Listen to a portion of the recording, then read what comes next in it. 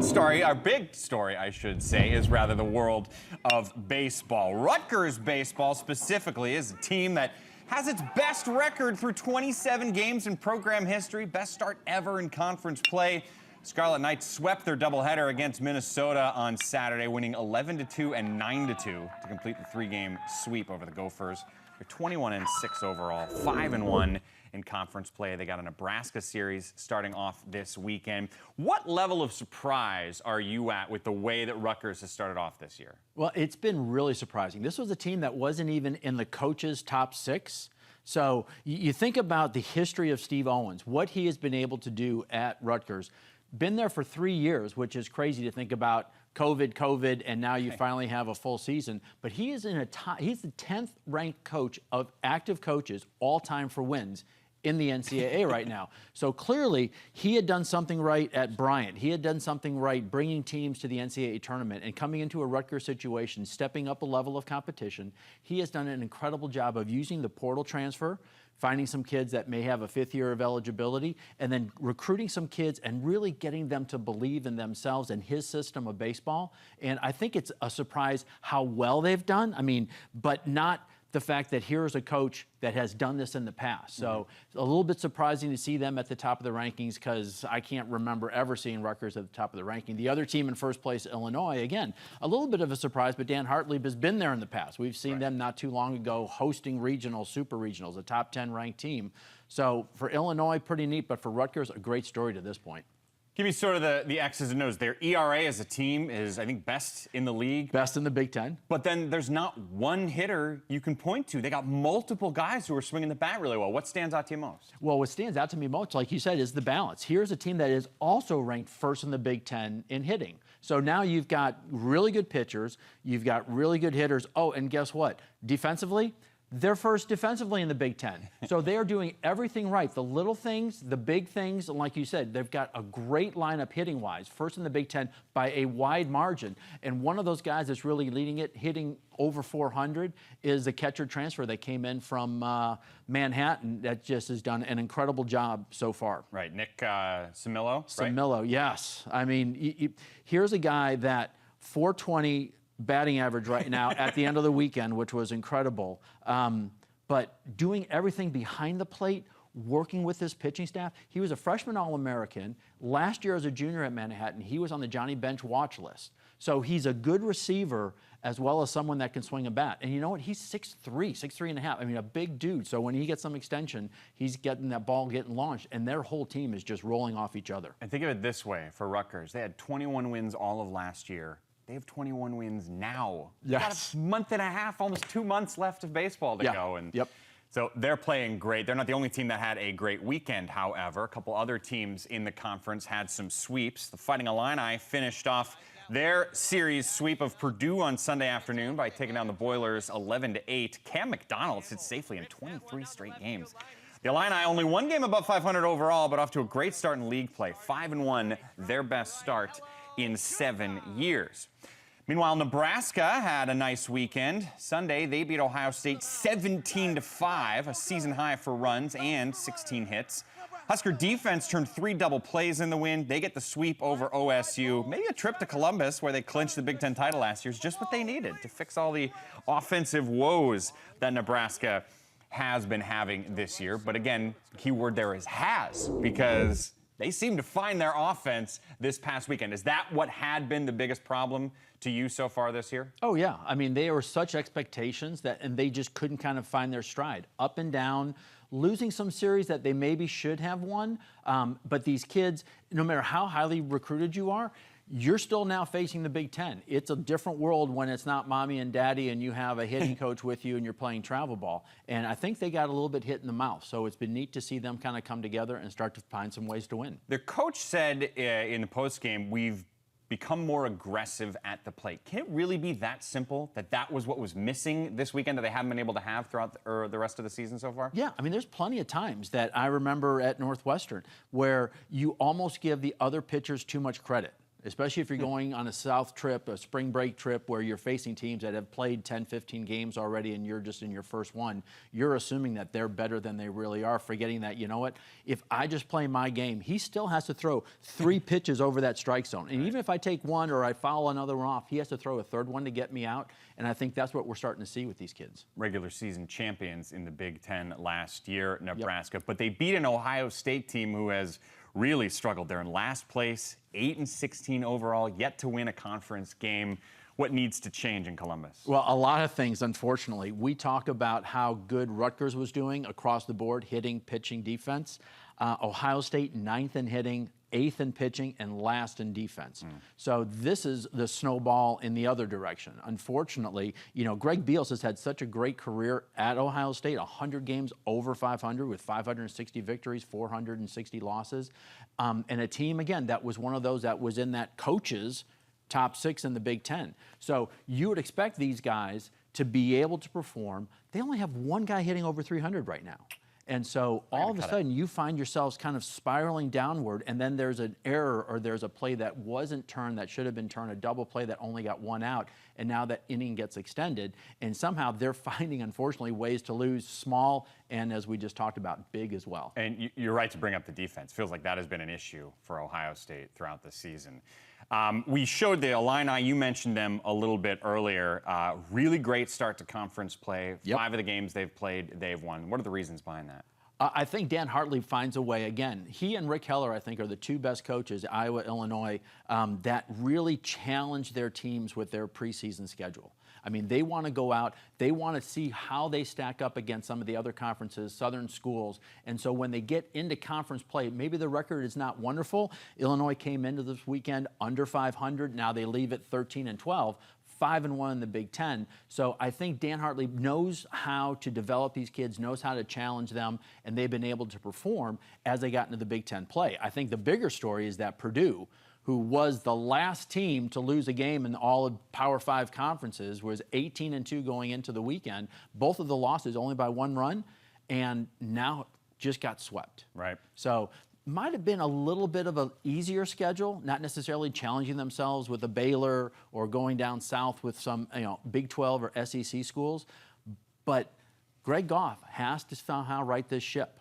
I mean, this is really critical for these guys. They have given up 8, 10, 11 runs in their last 4 games, which they've lost all 4. They went from the best ERA in the Big Ten at like a 2.8. Now they're like at a 3.5. Yeah. I mean, nothing like a bad week to change things. So you come out of the weekend, all of a sudden you're sitting there with all that momentum you had going into the Big Ten. What am I going to do coming out of it? It's going to be an important series this coming weekend. That is the fascinating thing that a coach and an AD have to do when it comes to scheduling in the non-conference, right? If you go really hard, you will face better competition, but your confidence might be low if you're losing games. If you go easier in terms of the competition, you'll have better confidence, but you might not have really challenged yourself, figured out who you are. Right. And again, the nice thing about baseball, unlike football in the Big Ten, is that you can, and a little bit of basketball, you can lose a couple games and still get into the NCAA tournament. If you, again, can measure yourself, challenge yourself, have those kids really kind of working on what they need to do to be successful in the Big Ten. But they just somehow wanted to make sure, you know, again, 3rd year for Coach Goff, trying to 2 years of COVID. How do we bring these kids together? And they have a team that is much more oriented on speed and defense. And when you find yourselves behind in these games, you can't really take the extra base. You can't go from 1st to 3rd. You can't go from 1st to home. You really kind of have to make sure you're going base by base because you're trying to catch up. And all of a sudden, now they're on their heels a little bit. So if you haven't had a chance to follow a ton of baseball, here's where the standings are at this moment. Rutgers and Illinois at the top of the league. Nebraska right behind them. You see the Terps are the only team in the Big Ten that are ranked right now.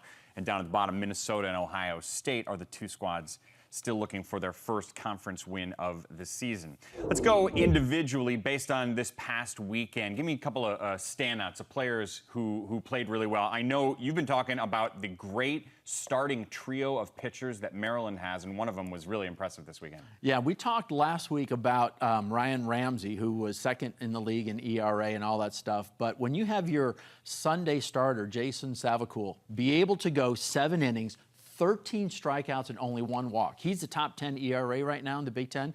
But when you can not have your best pitcher, that Friday starter, but knowing on Saturday and Sunday you've got a guy that probably is good enough to be a Friday starter and go out and get those wins for you, oh my gosh, incredible. So on the year, 62 strikeouts, only 13 walks, and 50 innings pitched. So I got to tip my cap to Jason. Great job. Dean Ramsey Savacool is a pretty impressive 1, 2, 3. Very impressive. That they can throw out. Northwestern is your next standout. Specifically, this is a team that struggled early on. What have they, and specifically Ethan O'Donnell, been doing differently? Well, Ethan's hitting the ball very hard, very consistently, an awful lot. 2 weekends ago, he was the Big Ten Player of the Week. He followed that up this last weekend, going 9 for 16 at Indiana, 4 doubles, a home run, 6 RBIs, 4 runs scored. So he's hitting a cool 350 on the year. Has a 1.2 plus OPS, which is incredible, and doing things. He's got multiple doubles, 13 doubles, 6 home runs. But for Northwestern, they started off 1-7. And now all of a sudden, going into last weekend, they were 7-1 and took 2 out of 3 at Indiana. So again, I think Josh Reynolds, who has stepped in for Spencer Allen, has done a great job, again, challenging these kids early, playing some tough competition, and letting them find a way to get their feet under them. And they have 2 of their 3 starters are freshmen right now, and one of them is doing a great job, a top 10 ERA guy.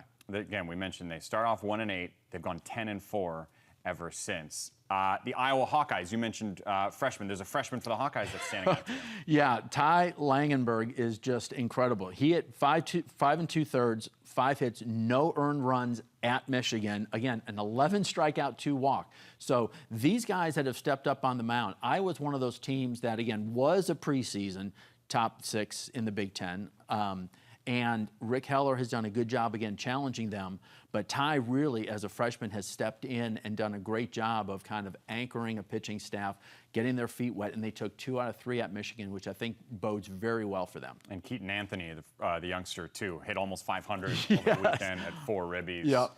For the Hawkeyes. They're a team that's up at the top of the Big Ten standings as well. We'll have more baseball and more from Michael Huff coming up a little bit later on here on Big Ten Today. But law of averages, we've got to keep up the hard work. If we want a shot at that title, we know there are big dogs out there farther out of the way, out of the Big Ten. And we got Oklahoma, Stanford, and absolutely everyone to work hard for. Go make the Big Ten proud. Yes, sir. Well done. Go get your trophy. Thanks for being with us. Congratulations. Thank you guys again. Thank you. Always an honor. Thank you. Back-to-back Big Ten Gymnast of the Year. I don't Paul smell that bad. Juda. He smells good. He smells like a champion. Indeed. Thank you guys. Well done. Go blue. I don't smell that bad, is how Paul Juda talked to our announcers, Dean and John, at the event. Paul's good enough to join us there. Is that true? Did you smell like, flowers to those guys? Well, I will have to say that I did have to put on some deodorant before I went up for the awards. Well, I'm sure they appreciated it one way or another. Let's just, in case somebody hadn't been following what you did this weekend, here's a quick recap. So you won the Big Ten All-Around title Friday, named the Gymnast of the Championships, named the Big Ten Gymnast of the Year, and added the individual event championship on the high bar. Here's my first question. Did your parents not teach you to share? That's so funny that you say that. I mean, let me say this. All of those awards are nothing. What's most important to me is that we got the Big Ten title. The Big Ten title is something that we came in there knowing that we could take if we worked hard and just did our good gymnastics, our average gymnastics. That's what we were talking about all weekend. And so, the all-around title, the event, the Gymnast of the Year, none of that can ever happen without the guys on the team. Those guys push me every single day. I just want to be an example for people on my team. And, it's one of those things that I see when someone excels in the gym, I want to excel even more. So the Big Ten team title is what really stuck out to me this one. We get to share that one. We get to share the hats, right? see, normally I would think you clearly have good parents that raised you well, and your coach has done a nice job in instilling a good culture there, but I would make fun of you for a quote like that, for being very political, but I think that's real. I think that's genuine. That was what you said after the event this weekend, too. Why is that team at Michigan so important to you? the number one thing that I can say, and I mean, I think it might sound cheesy to some people, but I think it's all the more true. The gymnastics that we do, gymnastics, for those of you that don't know at home, is usually a team sport, and it's very individualistic, but in college we really tend to have a lot more team atmosphere. The big thing about college gymnastics is that you're only allowed to travel 16 athletes. Some teams don't even have a roster larger than 16. Luckily enough, at Michigan, we have about 24 guys on our team. But the downside of that is only the best 16 are going to be going to the competition. And because of that, we've got guys fighting for that spot every single weekend. So when we go out there and compete, it's not just for the 16 guys that are traveling with us, right? We're doing it for the 24, the 8 guys left at home. And we're just lucky to have depth, and we're lucky enough to have a kind of lined up that when those 16 guys go up, we know that it's not anything personal. We know that that week, one guy was chasing another. We've got our 7th guy pushing our 6th guy, which is pushing our 5th guy to stay in that spot. And that's what makes that brotherhood real. You know, we might not be the most talented team. We might not even be the best team. But we know that we can control every single thing that'll help us become the best team. So now, we've seen in the clips there the ridiculous shape you must be in pretty clearly. Your body is absurd, and yet you tweeted out something, Paul, that made me very, very happy. Not that long ago, I think you know where I'm going with this already. You put this up on Twitter. Nothing like a cup of Cinnamon Toast Crunch at 12:20 a.m. after a W with the team. That's my man, Paul. Oh man, yeah, that's so funny that you bring that up. One of my favorite tweets ever. I'm not even that much of a Twitter guy, but we were bussing back from Illinois right after a gritty W. You know, we had a strong start. It was head-to-head, which is a new type of format for gymnastics this year, which I really want to bring attention to. One athlete goes from one team, and an athlete from the other team stays on that same event. Usually, traditionally, gymnastics works where we're on different events at different times. In my opinion, this head-to-head format keeps it easier for the audience to know what's going on, right? You can compare one floor score to another floor score and really see where the teams are at. And after the second event, we had a little bit of a worse pommel rotation than Illinois, and because of that, we knew we were going to be on the defense from that. You know, from that moment on, we had to attack and hit our sets and just hope that our average and our good sets was going to be enough to overcome that deficit. I mean, I'm getting jitters just thinking about it. Towards the very end of the meet, we climbed back that lead. We got back the lead, and we ended up winning that competition. And it was like about a 6.5-hour bus ride back, and I was exhausted. The team was delirious. We were happy we got that W. And the big reason that I was so happy to have that Cinnamon Toast Crunch was because that next morning at 7 a.m. I was leaving for Egypt and for Cairo for a World Cup event. So I said, it's 12:20, I've got a bunch to pack, I've got to do laundry, I've got school, but I'm going to sit down, tweet about this French toast because I love this moment. See, I have a friend who was in the Olympics for basketball, and like I know if you're an athlete at that level, like all he ate was broccoli and like dry chicken. Like there was no room for that. How often do you even allow yourself to have any form of sugar? I'm going to be 1,000% honest. I think that one of the biggest things that has allowed me to excel in the past couple of years, that has really allowed me to develop into the gymnast you know, strength, conditioning, flexibility, recovery especially, has been my diet. I think that the funny phrase, abs are made in the kitchen, is 100% true. You can't out-train a bad diet. Every day, I mean, you can ask my teammates, they ask me, how do you eat spinach chicken every day? And I'm like, well, you know, it's just one of those things that you love when you get to a certain point. Maybe I'm tricking myself, but I know that I feel my best when I'm eating really clean. Yeah. And then as far as it goes for my little sweets, I mean, you know, everything in moderation, maybe a little bit less as an elite level athlete, but I mean, crumble cookie, we've got one in Ann Arbor, absolutely love going there, absolutely love just, you know, just a little bit to keep the taste buds under control, you know. After a good hard day, it's good to have a little bit extra calories, get the body that kind of recovery and nutrition that it needs. You said you can't outrun a really bad diet, but I can try, Paul. I can try. Speaking of, you said the abs are made in the kitchen. Okay, let's just give sort of a big picture here of everybody. This is what you look like when you are competing, okay? Is that thing painted on you? That can't be anywhere near comfortable. Can you breathe in it? I mean, it's so funny that you say that. I think that's probably the tightest one I've got. I mean, I'll be honest, right? We're lucky to say at Michigan, I think some of the best-looking athletes are the one on the men's gymnastics team.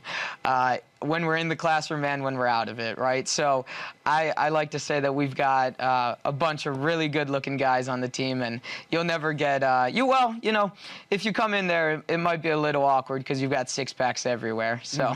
Yes, yes, I would fit in well there. So if I understand, we got, what, 10 days, the NCAA qualifiers in Norman, Oklahoma for you, Paul? Yes, sir. Awesome. That's the first round of a 2-day competition. The top 3 teams advance from both sessions, 6 teams and 6 teams, and we'll be fighting for that spot in about 10 days, so, or about, I guess, 11 days now. Hey, man, you're a delight to talk to. Congratulations on your great success. Keep it going, all right? Thank you so much. All right, go blue. One more. That's Paul Juda from the University of Michigan. Thanks so much to Paul for joining us. Now, the Michigan women's gymnastics team won its 14th regional championship last weekend. Wolverines in Minnesota, both among the 8 schools that have qualified for the NCAA championships in Fort Worth. Team semifinal and individual competition are happening in 2 sessions, Thursday, April 14th. Top 2 teams from each semifinal go on to the championship final competition. So we're going to switch gears now. It's always a good time to chat with Megan McEwen, but this was not planned. This was not something in the script, and we find out, as we mentioned earlier, that Ashley Owusu, the Maryland star, is transferring away, so we wanted to get Megan in to give us her thoughts on this. You're talking second leading scorer on a very talented team, kind of the person who ran the ship, wasn't 100% healthy at the end of the year, but did seem to be getting better as March got deeper along. What was your first reaction when you heard the news that Ashley Owusu was transferring? Well, I woke up this morning to like 15 text messages and tweets all about this situation. So not a lot of things shock me in this day and age, especially with the transfer portal, but this one definitely surprised me. Ashley Owusu has been the face of Maryland basketball pretty much since she stepped on campus at College Park her freshman year. She made an immediate impact, got a ton of playing time as a freshman. She was able to be a Big Ten all-honoree during her whole entire time at Maryland. To say that I am shocked is quite the understatement, especially because, you know, she pretty much got to run the team. Brenda Frese placed so much trust in her. Now, I don't know exactly what's going on in the situation. I know in her tweet, she had mentioned that there were some personal issues that she was going through, so I hope everything's okay. But that being said, I'm truly shocked because, look, at the end of the day, Maryland is a top 10 program, not only in the Big Ten, but in the country. And this was their starting point guard who was really given the ball from day one and pretty much, it seemed, got everything she wanted when it came to running that system for Brenda Frese.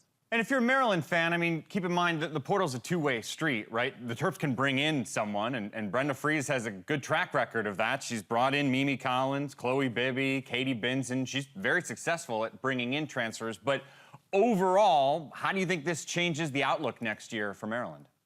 I mean, it changes the outlook big time because now you're without your starting point guard. Now, Brenda Frese is a great recruiter. She's going to have a really nice freshman class coming in, not to mention who knows what's going to happen with the transfer portal. There are nearly 1,000 women's basketball players right now in the transfer portal as we speak. So who knows what shakeups could happen there and what teams could continue to acquire players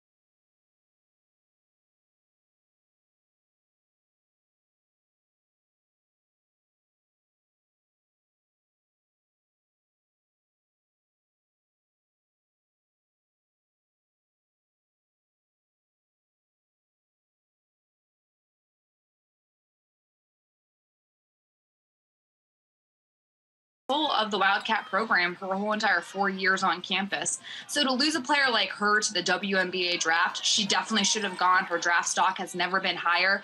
I was able to run into some WNBA coaches and GMs while I was in Minneapolis for the Final Four, and everybody said how excited they are about Veronica's potential at the next level and how capable she is of running a pro team. That being said, I think Joe McEwen is going to miss her very much because she did such a great job running that Northwestern team, and especially that Northwestern Blizzard defense where she was the absolute captain of the down guard position and was able to put everybody in positions to succeed. 3-time Big Ten Defensive Player of the Year. Just an insane run she had in Evanston. But when people leave, somebody's got to step up. Is there a player that you think you saw sort of kernels of real talent that is going to blossom next year and have a breakout season? I think there are so many different players that I could give this answer to, but I'm going to go with Michigan guard Layla Filia. I think she had a fantastic second half of the season. She got a lot of playing time earlier in the season, and Michigan head coach Kim Barnes-Arico spoke to how Filia just gave her team a different look when she put her in and had that lineup. But once Leah Brown got hurt, Layla Filia stepped up into that starting role and really blossomed not only as a scorer, but as a defender. So for me, I can't wait to see what she does in her sophomore year. She presents great size at 6 feet and just has a knack for the game and a physicality level that she's willing to play with, which a lot of freshmen don't necessarily adjust to the physicality of the Big Ten quickly. But I think Filia did a nice job adjusting. And I think playing in the NCAA tournament as much as she did is just going to help propel her to have a breakout season next year. Yeah, I remember early in the year talking to Kim Barnes-Arico, and she would bring up Layla Filia without even being asked. Like, you could tell that she saw the value that that freshman had early on in the season. I think there will be a lot of attention on Caitlin Clark next year. Just sort of I don't want to say anything too risky, but she's a national sensation. People talk about her on the men's side. People talk about her in the pros already. She's amazing. She's coming back with almost her entire team in terms of the most important players next year. How high are the expectations going to be in Iowa City? Death, taxes, and Iowa being one of the top teams in the Big Ten are what we're going to look at coming into next season. What's so interesting about this Iowa team is at the moment, all 5 starters are returning. So that's going to mark the 3rd straight season of which Iowa has all 5 starters that have been playing together. So obviously from a team chemistry standpoint, that's excellent. Number 2, Caitlin Clark just continues to get better and better, which it's so difficult, a player like her, because she's the top person in everybody's scouting report, yet she's found ways to be impactful despite defenses throwing different things her way. I think what's so impressive to me is her ability to get out in transition like you're seeing right here, find open players in the floor or keep it for herself and score the ball. She's the type of player that is once in a lifetime. She's exciting. She's done great things for the women's game because of the level of passion and swagger that she plays with. But I'm excited to see what this Iowa team is able to do. Can they take that next step? They had an early exit from the NCAA tournament, getting knocked off at the buzzer by Creighton in a massive 10-2 upset. But that being said, I think the Big Ten is Iowa's to lose next season simply because they have all 5 starters coming back, not to mention Monica Sinano, such a massive presence in the post that a lot of Big Ten teams had trouble guarding this year. Right. Sinano is good enough to be the person we talk about all the time on Iowa, and yet she's the number 2 player because Clark leads the country in scoring, leads the country in assists, hits logo shots all the time. What are you going to do? Hey, Megan, great chatting with you. Thanks for giving us some of your time last minute. Absolutely. Thanks, Mike. Big Ten Softball Weekly Awards handed out. Player of the Week, Allie Kerland of Penn State. Lexi Hanley is the Pitcher of the Week from the Buckeyes. And Brianna Copeland wins the Freshman of the Week honor. Now, over the weekend, Northwestern Softball secured a series victory over the defending Big Ten champions, Michigan, by splitting a Sunday doubleheader. Take 2 out of 3 over the top 25 ranked Wolverines. This followed a dramatic extra innings victory in the series opener on Friday. The Wildcats needed another 6th-inning rally in Game 1 Sunday before losing Game 2. And to talk more about softball, it is television's Elise Menaker. Yes, television superstar that is Elise Menaker. You know, the Chicago Cubs like her so much. She's doing reporting, she's doing analysis. Sometimes she's in the booth doing and I'm here too, right? I and like you're here softball. too. You are You're so good. I hope you know how much we all love you. Stop. We're gonna end it right here. Yeah. Also, I don't know if you saw this. Go look on her Twitter account. You almost got murdered by a baseball. I did. Yeah, it's no joke on the sideline. Unbelievable. You're doing an interview and a foul ball comes right past your face. Right here. I'm lucky. I was very worried about you. I was worried. Yeah. Now, not in the moment after. I was like, wow. The fact that you're okay makes it hilarious and wonderful. It's fine. It's fine. You were hurt. You can't let. Not funny. I would not have liked it. Now, fine. Funny. Sure. We'll go with it. Okay, so a lot to get to. This series with Northwestern and Michigan was interesting. Two very interesting teams. But there was one thing that really stood out when we're watching the game. There was a big weather delay on Saturday. Around the third inning, it was 0-0. And they had to stop it and pick it up and make a doubleheader on Sunday. But for those who were watching, there was a home run that was not a home run. There's a runner on first, and the home run is out, but the runner stops, curls in, and then gets passed by the home runner who's like, wait, what are we, hi, what, oh, and they call out. Now, when I was watching this, I thought for sure that the home plate umpire comes out and does that fist. Watch the home plate umpire's right hand, right here. That looks like an out to me. Now, I think what she was doing was trying to swirl to say home run, but it looked to me like it was this, not this, and that's, I think, what the runner saw.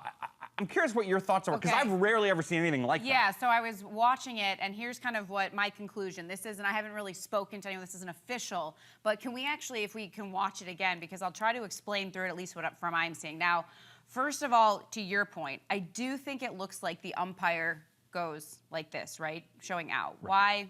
Just maybe confusion, mental lapse at that point. I haven't really seen that before. So you see the home run is hit. You mentioned the umpire. That's Jordan Rudd, who leaves the baseline. That's Maeve Nelson, who hit the home run. So Maeve is now backtracking. She's like, wait, Rudd's got to, go before me. But what we see here now is they're saying, nuh-uh.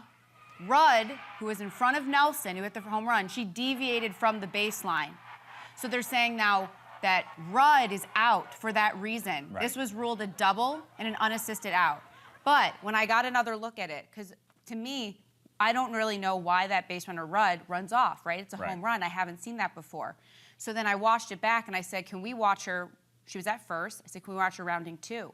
Her head was down the whole way. Huh. So the ball's in front of her. First thing as a base runner, especially if the ball's in front of you, you want to watch it, right? So she can watch that home run. But what I'm guessing happened is I mentioned maybe a mental lapse from the umpire, but I think too that Rudd had kind of like a moment where she just really wasn't thinking. Running with her head down, she rounds two. I think probably she sees or gets that maybe notice from the umpire like this was out. I think she thought the left fielder caught the ball. Right. Because it was just over the fence. And with running with her head down, that's why then she starts to run off because it was 2 outs. So she thinks the inning's over. Right. So that's kind of why I think we saw happen.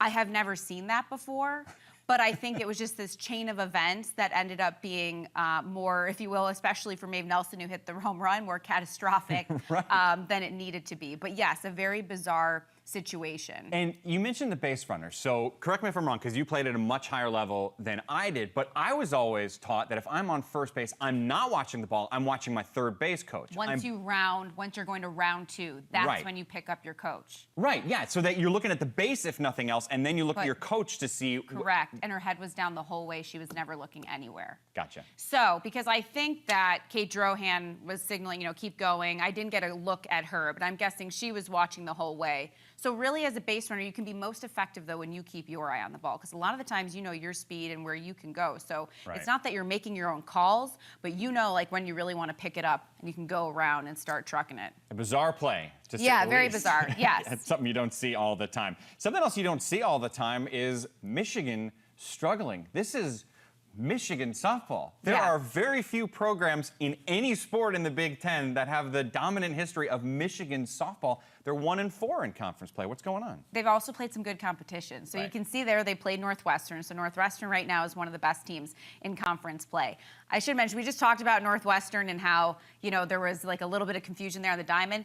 They're fantastic. They've had a great start to this season, so that's not at all like representative of what they've done as a whole. And really right now with them in Nebraska, they're the teams to beat. And Michigan, you're not used to seeing them really at the bottom of the conference. But who are the two teams in conference play that Michigan has played? Nebraska and Northwestern. So one, it has to do with the competition and the level they're at. So I think they've been tested early on. They're always tested in non-conference as well. But what's happening, at least what I'm gathering right now, and I'll be on the call tomorrow for their game against Michigan State as well, so we can get a closer look at them.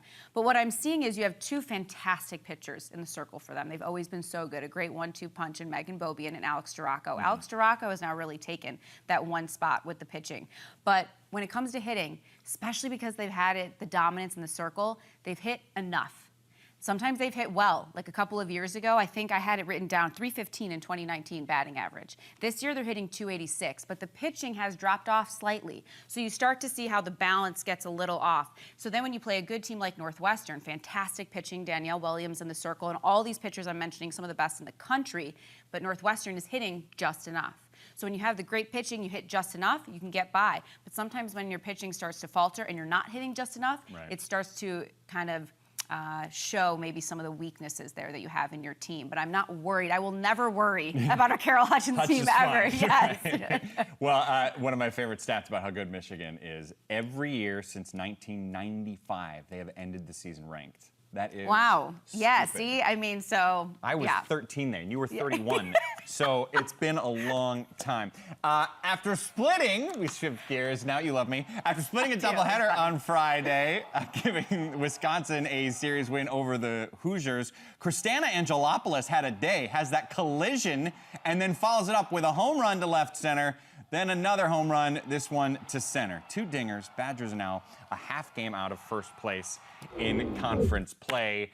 How surprised have you been with the start of the season for Wisconsin? You know what? Ever since I saw that Kayla Conwent was coming back, nothing will surprise me with this team because last year they were young, so sometimes they would falter. But this year, she is that player who can make a difference on an entire team. In the series, we just saw a couple of home runs from Angelopoulos, but so did Conwent. She had a couple. She can get the scoring started. She can finish the scoring. She can do it all, and she's a leader. So when you're talking about a younger team, she comes in, she's leading the way. She always brings it offensively. She's one of my favorite players to watch.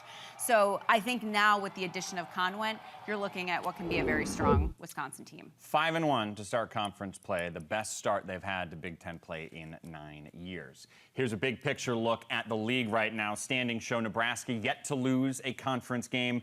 Hawkeyes on the bottom there yet to win one. Again, we're very early on into Big Ten play. But if I had you pick a team we haven't talked about yet, is it that one at the top that has the donut that stands out? I think they deserve to be talked about, right? Nebraska. This is a team that they kind of have a good balance right now. And they've always had it, but I think it's showing just in the way that they're playing because they have one of the best hitters in the country, Billie Andrews. We saw her last year. I thought she was in the running. Yes, for Big Ten Freshman of the Year. I went to Jada McFarland from Maryland, but she's still producing the same, if not more, because now Tristan Edwards, you probably remember that name, right? One of the best hitters to go through the Big Ten. She's gone. So last year you had Andrews leading off, Edwards right behind her. So really it was Edwards protecting Andrews, meaning Andrews going to get a lot of strikes. She's going to get a good sense of the strike zone. She's going to settle in, get comfortable. Now she's in year 2. She knows what to expect. She's probably feeling good. I have to tell you this, she has 17 leads the country. Home runs. Leads the country. 17 at this point in the season. I mean, I had to double check that because I was like, because last year she had 7. Yeah. So just a lot of credit to that team right now and the way that they're playing. They've had these pieces now, but it really seems to be coming together nicely at this point. The Nebraska record's 22. Yeah. She's got 17. It's insane. She's so good. On the season Friday, is not over. There's a lot of time left still. On Friday and Saturday, she was walked 8 times. That's how much no one wants to face her right now. Right. Amazing stuff. It's a compliment to her. Did I tell you how good she is? This is why we love Elise Menaker. She's I love the being best. here.